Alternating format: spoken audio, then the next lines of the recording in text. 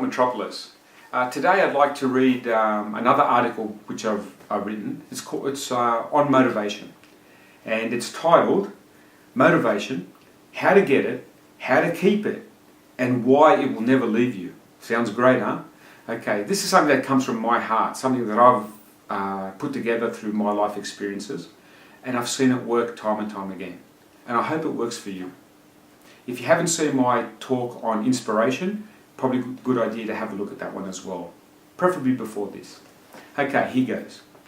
Time is constantly moving, and so is everything else in the universe. Therefore, one must accept that to stay still is impossible. Ponder on that one for a while, eh? Motivation, as I define it, is action with a reason. A reason is what you believe to be true, the excuse you tell yourself when you feel yourself falling behind. When you run out of reasons, you begin to die. And it is at this precise point you lack motivation and your life goes nowhere as it just stands perfectly still. A person who lacks motivation is a person who is dying and usually does not know it, refuses to accept it, and has many excuses that he or she believes is the answer as to why their life is the way it is. This person usually finds false comfort in things that are usually harmful in one way or another to their health, their self-esteem, their personal development, their vocation, their relationships, their family and friends. They do more than one thing at a time, never finish what they start, and falsely believe that this time they will finish whatever it is that they started. The consequences of the choices they make at the end of the day usually hurt other people and things involved, including themselves. Although this might sound harsh, the reality for all of us is that we have been there and done that at some time or other in our lives. We've all done it. Some of us are still there, unfortunately, hoping that things will miraculously change for the better. And all by themselves. And until that happens, we choose to just wait and see. My friends, this is precisely the mistake that is being made by millions of people each day. People hate being in this state, although they disguise it in many, many ways, including adopting socially modified behaviour and accumulation of material wealth.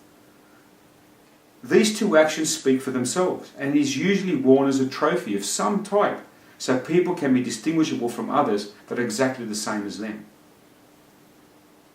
They basically put on a false face. They dress a certain way, act a certain way, just to fit in, but deep down inside, these are broken people. They drive behind this symbol, pretending they're something that they're not. But deep down inside, they're broken people. Listen carefully and find your way out. Here we go. They're a big fish in a little pond. This behaviour or method of false motivation cannot be sustained. You just can't keep it up, guys. You cannot keep it up. History has proven this time and time again, as we are never truly satisfied and are always wanting more. We're never satisfied with what we have. We want something bigger and better and newer.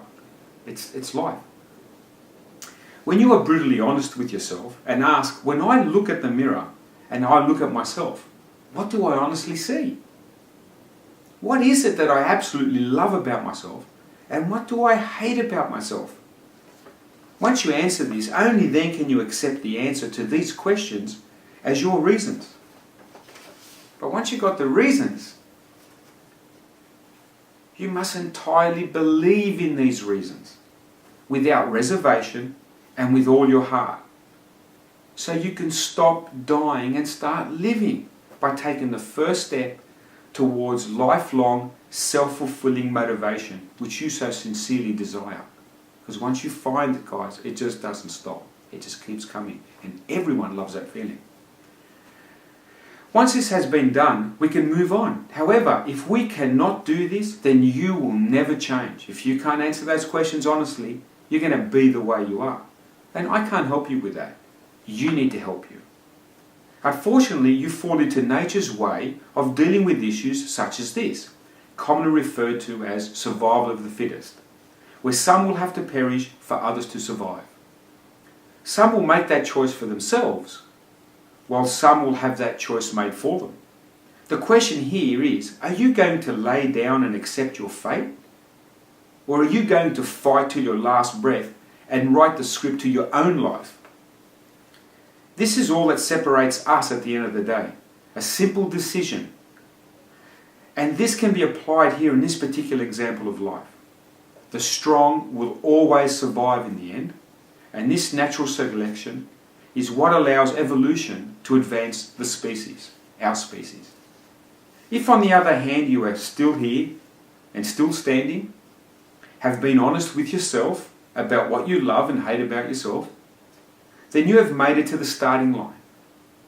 You're at the beginning now, ready to go. The fact you are still here is a testament to another fact, that you are a survivor. And this means that you have the ability to notice your opportunities in life as a reason to act. These opportunities will simply continue to present themselves one after the other. This process just goes on and on, becoming more frequent as each day passes. Your attitude, which has evolved now from a surviving attitude to a thriving attitude, now means that the weak will always perish as they have chosen this themselves, while opening the path for you that leads to where you are heading, consequently making your dreams a reality one step at a time. Before you know it, things will just begin to happen, which you will find difficult to not notice anymore. You eventually realize that these opportunities were always there, but you had previously chosen to avoid them, and instead stood still, living in the present, whilst life just passed you by. Now you are really living, and life is now in your own hands to live. So, look at yourself honestly, and ask the big questions. Answer with your heart, and live your life like only you were meant to live it. Your salvation then is to find your reason, as I have suggested. Believe it with all your heart and then act. Look, as hard as it is to accept this simple fact, the reality is that these actions, your actions, will start something that is unstoppable. It is now what I refer to as self-fulfilling motivation. And it is contagious, because now that you've got it, it will never leave you. I'm ConikiTV, and I hope I've inspired you just a little bit and motivated you. Now, I know I've presented this verbally. Go to my website, read the blog, all the details on the bottom of your screen now. Read the words, one sentence at a time, and don't go to the next sentence until you understood the first one. I hope I've changed your life just a little bit. Thanks for sharing this with me and allowing me to share it with you. All the best. Bye-bye.